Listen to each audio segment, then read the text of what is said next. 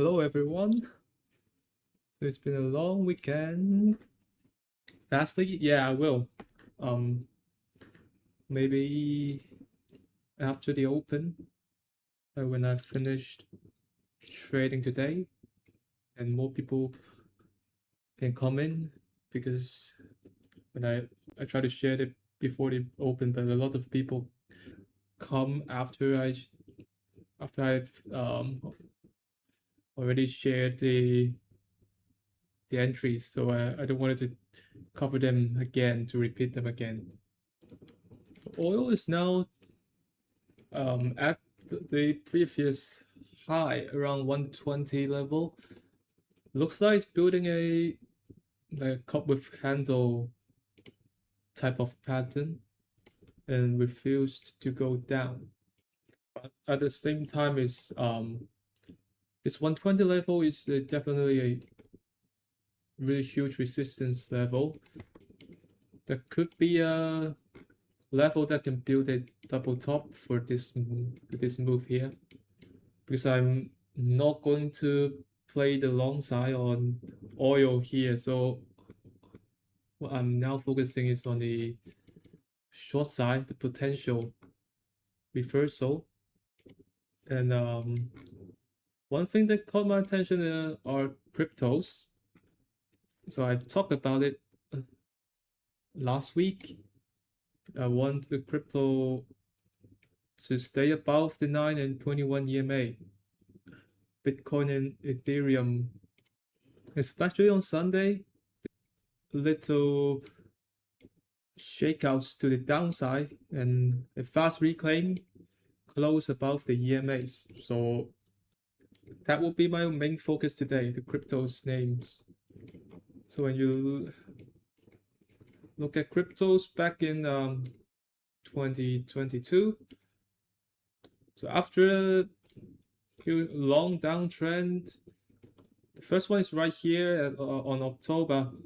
So it closed above the 921 and found support. So the first retest, and then it followed through to the upside, but it just lasted for 2 weeks and then it falls right back.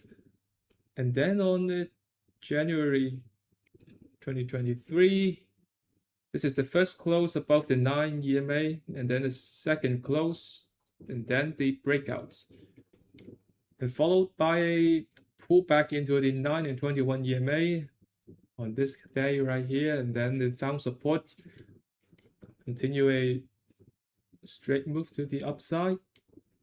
And if you miss the early stage of the uptrend, like the first few days after they close above the EMAs, probably you won't get an entry afterwards, because they tend to snap up very fast, and we saw a lot of these straight up moves in 2025 last year. Like a lot of the names are just going straight up, not pulling back.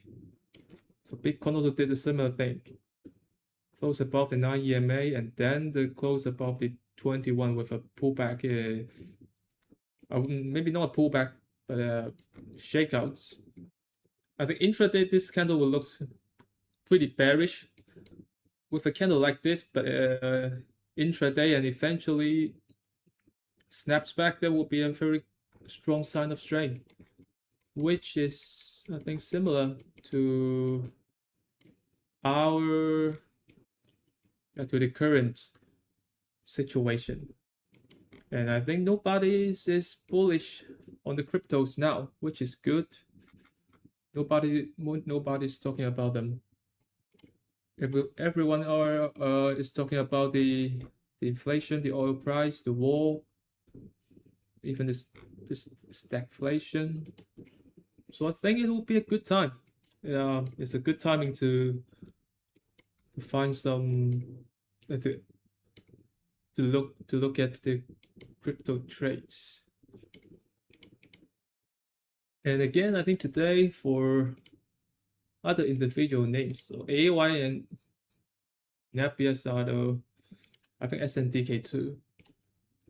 these stocks are the key stocks that I'm willing to get in, but I would like a pullback into the 9 EMA. This AOI is just, if you're following the setup, if you'd like to try to pick an entry that is really good looking, I don't think AOI would give you one. I kind of like the fade after the open. The MNR is the strongest one. Nice. I think that's it for today. Hopefully they're not coming back. Well, but I think I also missed Napier's and AOI. But AOI is just too extended that I think it's susceptible to miss this one. Napier's is actually, I think today's could be a really good entry. Pull back to the 9 EMA. But yeah, I think you can't catch all the opportunities. Here's the fade at the 21 EMA on the indices. Okay, because it may provide me another entry on AOI, and hopefully it won't stop me out on my position, especially Fastly. The three new crypto positions are around 25%. I think maybe larger, maybe 27, but less than 30%. Because the stops are really tight. And each I took around, I think around 0.3% risk per trade. Maybe even smaller than 0.3%. Because the entries are really great on this one. Hopefully they're gonna work. Looks like I'm going to get stopped out on Fastly. The intraday chart on AOI, like this candle is pretty tempting. Maybe I'll try a small position on AOI if it breaks out from this 1 minute range. This one is just a 1 minute entry with a really high chance of getting stopped out. But sometimes I think you have to grab your balls and just try it out. Daily chart definitely not looking good or not an ideal entry timing, but if the market starts to build the low and try to at least bounce into the 50 EMA, I think AOI could be the real leader and continues ripping higher. Because we saw a lot of examples last year and this year is the stock just went straight up with very little pullback. Maybe just a pullback into the 9 EMA, or maybe like riding the 9 EMA all the way up. So maybe I can talk a little bit about the Fastly entry, but the background of my 3 new positions, the Corning, Fastly, and which is the XOP short ETF, are actually the same. So on Thursday, the market gaps lower under the 9 EMA for around 2%, 1.75. So a gap down, especially a huge gap down, is definitely not a good time to short. So before the open, I'm not looking for any like short opportunities. And you can see like SPY, when it's just the open actually is at the previous lows, like it's building in head and reversed head and shoulders pattern. And one thing that I noticed is the relative strength of IWM, and that generally when IWM is outperforming, there will be a lower chance of a deep correction, like a correction more than 15%. And there are lots of like individual names that are looking really well, such as the AOI that are AOI on Thursday is okay. Like it opens somewhere between the 21 and the 50, but the big picture, the weekly chart is looking really good. The pullback into the 9 weekly EMA, the weekly structure is still in an uptrend. Uptrend is still intact, and like you can see SNDK, etc. So there are definitely some green shoots in the market. Could potentially become maybe not the new leaders like I would say the existing leaders are still looking really good. Okay, I think I got stopped out on, oh, not yet. Very close. On AOI. Yeah, but yeah. And furthermore, my existing positions like Dell and Marvel are doing well. So they keep building higher lows during the correction. So I took the trade feedbacks, and I think the long side has some potential because I have the positive feedbacks from my trades. So got stopped out on AOI. Hopefully there will be a pullback. Hopefully to the daily 9 EMA. And actually, like the one that is really on my radar is Corning. So it opens at the anchor VWAP from this swing high and on the 21 EMA and on the unfilled gap. So this level is really a key level to me. And then at the open, it found support and shoots higher, then it pulls back, and then I enter it on the 5-minute breakout intraday. And fastly, some of the not ordinary entries. This one is after the Corning trace, and I believe I probably enter it with indices too, like I think it's this candle 150, this one. So it's at when the Qs is breaking out from the height of day, and I think Fastly has the relative strength intraday. So intraday is it gaps lower into the previous highs, but this one is definitely not a really good structure. Really not really good. It only have like 2 interactions before this prior swing high on F31. But the main reason were actually is that like Fastly, this stock doesn't give you a really ordinary entry. Generally, you have to buy on the pullback, and it's just riding in 9 EMA like 45 degrees higher.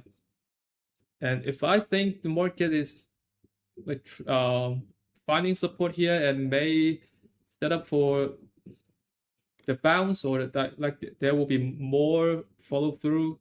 There will be follow through on the upside. Like a leader like Fastly would be a key, would be like have the potential to outperform the market on the at the next. You can say a bounce, or maybe a bull market, or just an uptrend, like a long uptrend that lasts for several weeks to months. Pluck is breaking out from this huge base, potentially setting up for stage 2. That's a really good sign. That's a really good thing. The strength, like the money is flowing into the speculative names. Yeah, for XOP shorts, like it's like the opposite of the longs, and I'm like trading it as the bounce into the, like I think probably the anchor VWAP on the swing high. But this move on XOP is actually a pretty huge move for this sector ETF, and I simply like believe this would be the like climax top on the oil. So if that's really the top here, then I think any pullback, like any gap up on the XOP ETF, like the oil and gas sector, would be a good spot to. But definitely, it could also, like, if it found support on the rising 21, maybe build some higher lows here. It could potentially set up for the long side, but like we will never know. But the gap up into the declining angle view up is a gap up, and I just took the trade. And I think I talked about this trade on Wednesday. I think Corning Fastly and the XOP short is I planned this trade a few days ago, so I'm just executing my plan. At Cornings, I didn't take the breakouts on Wednesday. I think I want to pull back into the 9 or the 21 EMA, and then it just gives me the chance on Thursday, and then I'm just following my plan. Nice. I really love the pullback of AOI, and the market is not going down for now, for the first 30 minutes of the open.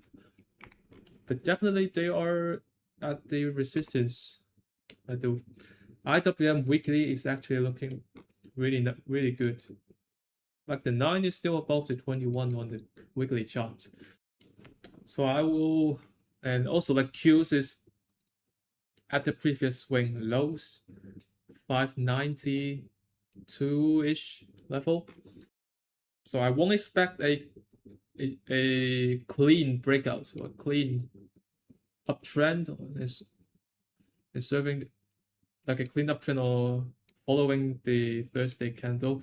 Maybe there will be some chops around the 21 and 9 EMA for a few days, and we'll see the next direction. So I think the positions, my position would tell. If they stops me out, then maybe it's not the right time. Maybe we'll see further downside, or we need more time. Here comes the fade. Maybe a 100 on the hourly 9 EMA on AAOI could be a level to watch. Will I clear my long positions? I won't clear my positions, but maybe I will consider selling some into strength. A 50 EMA is just an EMA. Like it's not a war or something. Like we would have a higher chance of getting rejected at the 50 EMA, but we'll also definitely get the chance of passing through it, like clearing it. And also depends on the will we see the improved market breadth or a shrinking of the leadership. Like a lot of factors would play the role. I would probably enter AOI if there will be a 5-minute breakout after this candle. Like it's on the 15-minute 9 EMA previous swing high. Really tight stop. If it had been less than 2%, definitely. So there was this second entry, the second attempt on AOI today. We'll see. Oh, I really like the relative strength of the crypto names today. Oh, I'm just using Excel to journal my trades. Like a build an Excel sheet. I've been back in 2021. Like I keep polishing it, like the formatting or something, but I'm using the same sheet since 2021. Like it's a really simple Excel sheet. Nothing fancy. This is a really good question on YSS.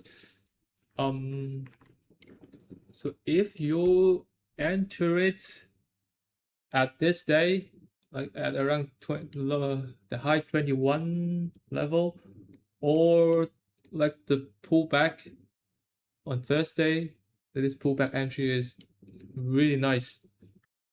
at the high 22 level, generally I don't sell into strength at the same day. And this is a stock in the probably the space sector. So it's one of the strongest sector right now. Like personally, I won't sell into strength on Thursday, but if you do, I don't think like it's definitely okay that you. I mean, selling to strength is definitely not anything wrong, and I think like different traders will have different risk appetite or personality, and like I would love to like catch a longer term move from this stock because it's only day one, or maybe you can say it's day three of this uptrend. After this 50% pullback and this 2 month base, you are buying a flag, or you can also say inverse head and shoulders breakout, and you're also buying it right after a correction. How much is that? 10% correction. So my advice would be like I would hold it for a longer move and not selling into strength that early. But let's say if you're entering the exact stock, the exact chart, maybe back in October last year, then I would be more aggressive in selling into strength, like because the market has been going up for several months. But right now, I would recommend you to hold a larger position for a longer term move. But if you're feeling like uncomfortable on holding a large size, or like if you are holding a pretty huge unrealized gain, that you can definitely sell some. But and you can eventually like fine tune your how much you're gonna sell into strength, and like how early you're going to sell into strength. Like gradually maybe you gradually develop your ability to hold a larger position size. But it definitely takes time, and it's definitely okay to sell some into strength. Definitely. Yeah, and sometimes when you're selling some into strength, you'll gain some confidence. Like you gain more confidence, and you can maybe uh you have a lower chance of being shaken out if this one have a pulls back in the future. Like if it starts rejecting from this previous resistance, the swing highs here at the 30 around 30, it could like possibly pull back to the 9 or even the 21 EMA. So if you have sold some in the strength, then maybe you would like not being shakeouts and keep holding the position, and then caught a longer term move. The BNI is a really good looking chart. It's a really good looking chart, but it's too illiquid. You rarely see this type of a chart in a clean breakout on Thursday. If this stock is like trading at maybe more than 100 million daily dollar volume, or maybe have a larger market cap, this would be one of the best opportunities in the market. And this isn't also builds an intraday too on Wednesday. You just cannot ask for more. This breakout is textbook. War related sector. Yes, because like my current view on the market is on the long side, and I will simply avoid entering like the war-related sector. But definitely, yeah, on Thursday this is a good entry. FRO. I think on Tuesday this pullback also a decent entry too. And no one can predict the future, and like maybe the FRO can keeps going higher, but it just like kind of contradicts to my market view, and I there are already lots of opportunities like in other sectors of the market, and I just want to keep it simple, and it's definitely okay like to take the FRO. ARM is building a decent above the 9 EMA, could potentially setting up for a breakout. Hopefully, also a breakout of this 2-year base. But the ARM would be one of the key stocks that I'm going to focus on in the coming days and weeks. Yes, I think lights on this Thursday pullback is also a great entry. But you can easily manage the risk here. And it's on the 21 EMA, previous gap. Probably the previous anchor VWAP swing high too. Yep. This SOLS is also looking pretty decent. Intel is really strong. Now it's at the previous unfilled gap. Have the potential of the next of the new leaders. It could be. Yeah, AEHR is definitely one of the craziest stocks right now. Thursday, like I think the opening range high entry or even this 5-minute candle breakout is okay, but it's moving too fast, and probably intraday is below the 9 and 21 EMA, so it's not easy to catch this one. How I became more of a pullback trader instead of a breakout one. I believe I started trade more breakouts or last year. Like I think is last year. But the idea started I think it in 2024.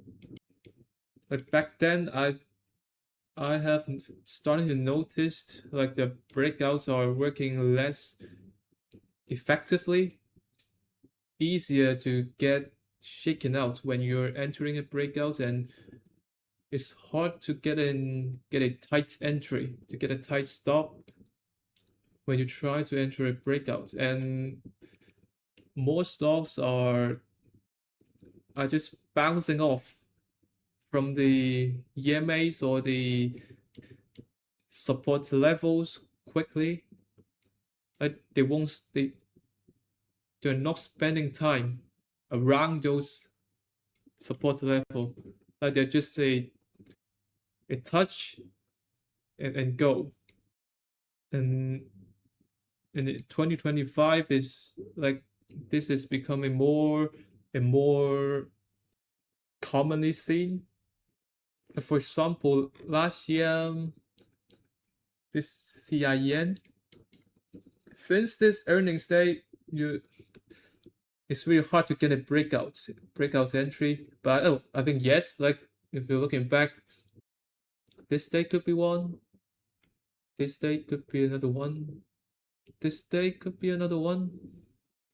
But GEV is definitely not a stock that favors the breakout entry since 2024. Maybe this one is a good one for the breakout, but there are a lot of like a pullback type of entries, like maybe this day right here, and actually like I think this day at the same day of the breakout day, it also offers a pullback to the 9 EMA, and I'm not even zooming in for like some um some pullback entry that's not that looking good on the daily chart, and also not considering the general market, the sector strength, or the uh other stocks in the same sector as well. Yeah, this move in 2025 is definitely didn't provide much of a clean breakout entry, but I think you can see a lot of the potential pullback buys. Not sure this one could be one pullback to the previous high and also the previous low on the EP day. Yeah, this one is on also on the hourly chart, hourly 9 EMA, previous bar high, like it just fills the gap and then found support and then it pushes back up at the previous high level. The daily chart, you can see maybe this one could be a buy, this one could be a buy. I don't know too. I don't know. Like if we start trading 24 hours, we'll see. We'll see how the market is gonna change, and then we adapt. But the market is always changing. When they gap down, I'm just going to take the loss. So that's why you're using a small risk per trade. Like when you're using 0.5% or even smaller risk per trade, then even they got gap, they have a gap down, and you took maybe double or even triple the loss of your original one, then it's only like maybe 1% or 1.5% for the trade, and it's still manageable. So that's why, um, like for my style, I do not recommend to use a high risk per trade, like more than 1%. If I had to start again in trading a 25K account, I'm just going to probably do the same. Maybe I'll focus a little bit more on the like the smaller small caps, micro caps. But I don't like I don't quite recommend it. The small and micro caps are going to be the laggard from yes, they are going to be the laggard mostly in the most of the time.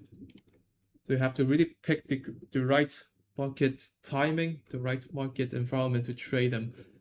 So actually, don't quite recommend like to focus on the small and micro cap. Yeah, so I'll probably just do the same. The account size actually doesn't matter. A small account actually gives you a lower spread, smaller slippage. 5K accounts,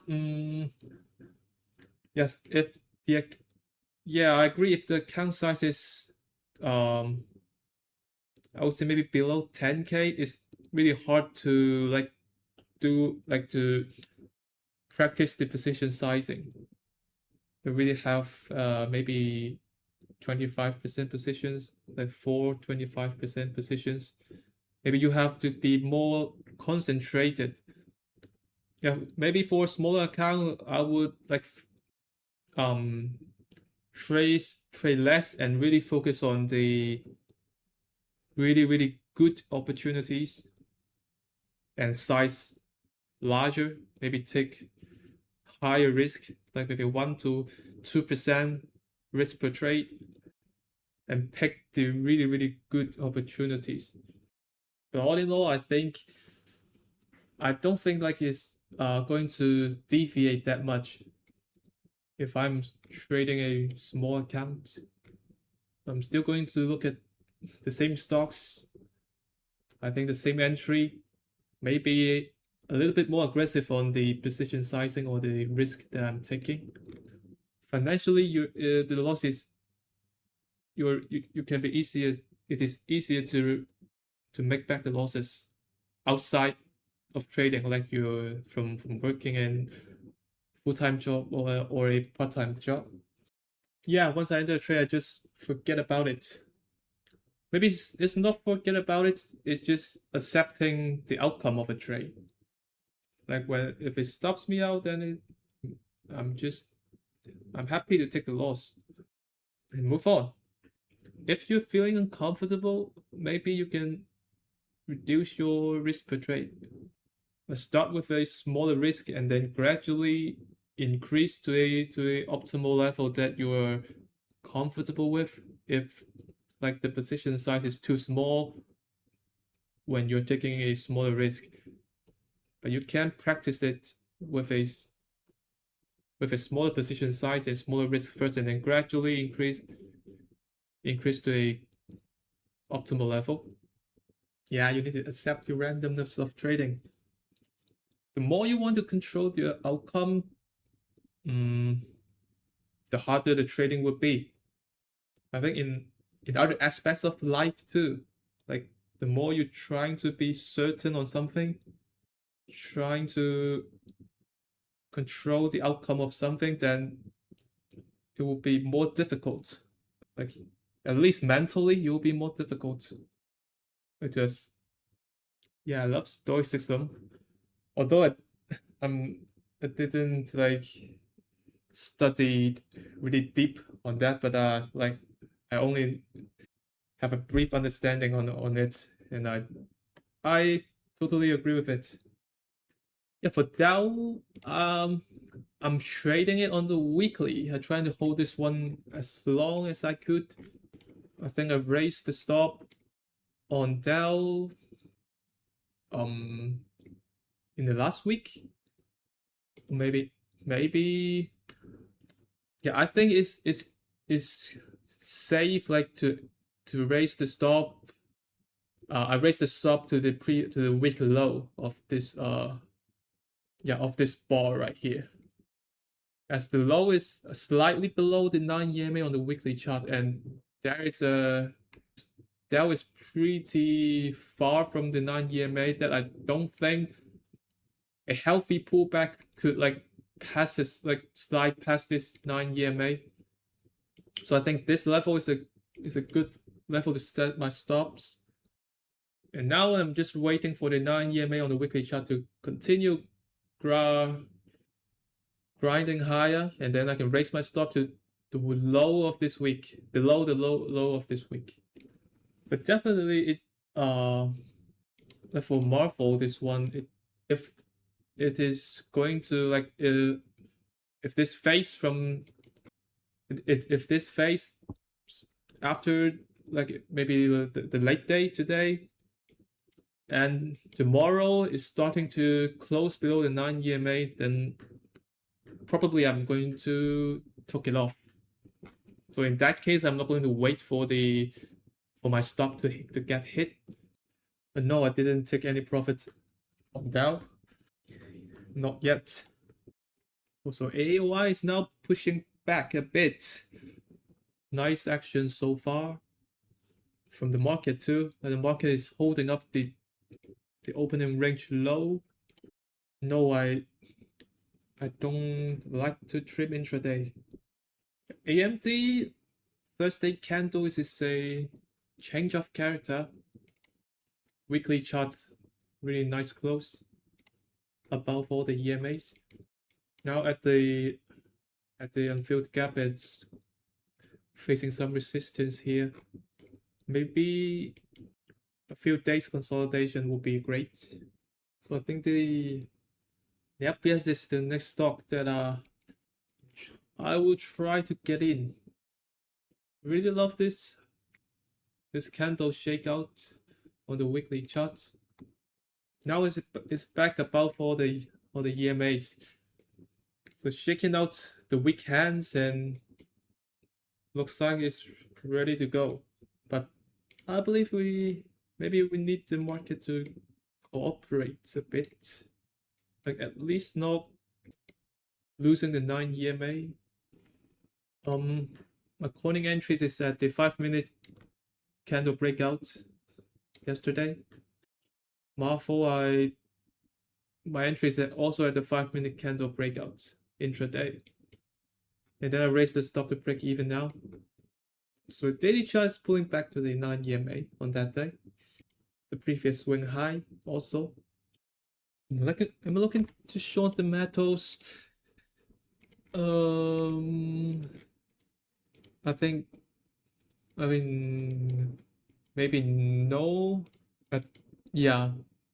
Like the major reason is I'm pretty well positioned. Like I have my exposure is pretty high already in margin, and I would prefer a few weeks of consolidation, or even a few months. Maybe the battles who can push a little bit higher to around 5,000, and then when they're starting to lose the 9 EMA again, this is the first breakdown from the 9 EMA and also the 21. If there will be a second one in the coming weeks and months, then I think it will be a better entry. So I think that's it for today. Thank you guys for coming, and we'll see you in the next one.